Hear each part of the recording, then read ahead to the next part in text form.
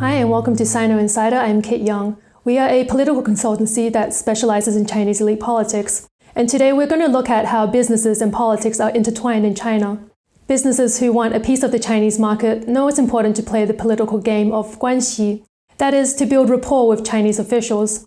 These political figures are, after all, the gatekeepers to business, and getting a strong political backing is key to succeeding in the highly competitive Chinese environment.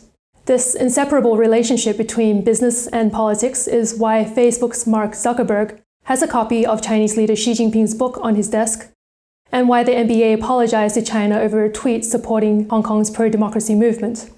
Despite common belief, guanxi isn't the only thing that matters when it comes to business and politics. Even major companies like Microsoft and Qualcomm have found themselves exasperated when their Chinese ventures were probed and hit with large fines seemingly without rhyme or reason.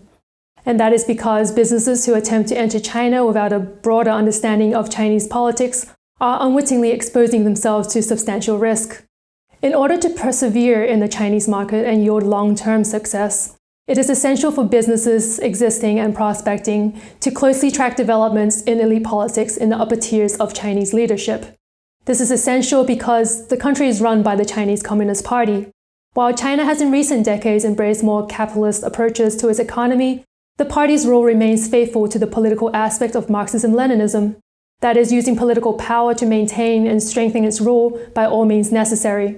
As foreign businesses have learned, to survive and advance in Chinese society, it is necessary to appeal to those more powerful by making guanxi connections with Chinese officials. And behind each guanxi connection is an even more powerful patron. Ultimately, when moving up the ranks, it's not hard to see that the most powerful in the Chinese Communist Party and their actions, what we call elite politics, affect virtually all issues in China. While this top-down relationship seems straightforward, after all, isn't Xi Jinping, as the leader of the Communist Party, the most powerful figure in China? And isn't pleasing him all that matters? It is not that simple. What complicates China's political landscape are the varying interest groups or factions within the Chinese Communist Party political organization. While these factions generally follow the party's core agenda, they aim to do so in ways that benefit their own respective factional interests, helping them and their allies amass power and wealth. And while the Communist Party puts on an image of unity, the turbulence created by each party faction trying to outmaneuver each other behind the scenes means that hardly anyone or any organization in China can escape the ripple effects. A good example of this is in 2014, when well-connected foreign businesses found themselves hit with antitrust and anti-corruption probes.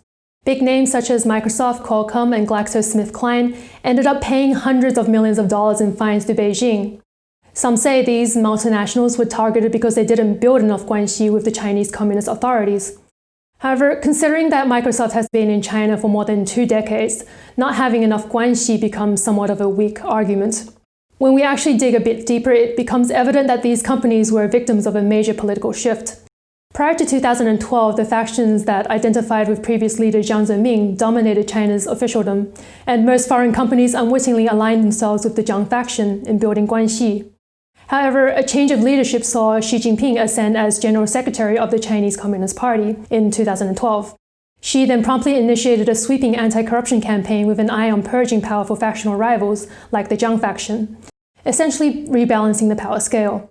And due to foreign firms' failure to recognize this escalation of factional struggle and its implications, they were unprotected from the political fallout and fell victim to collateral damage. On the other hand, foreign firms who accounted for elite politics in their decision-making were able to circumvent these political risks.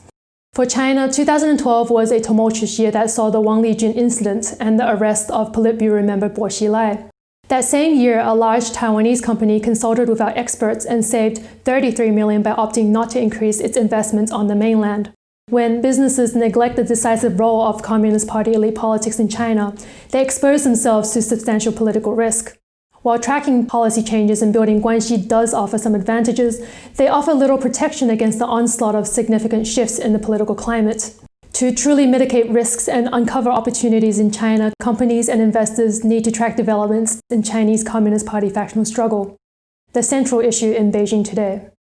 That is all for today's video. For more China analyses, please visit us at sinoinsider.com.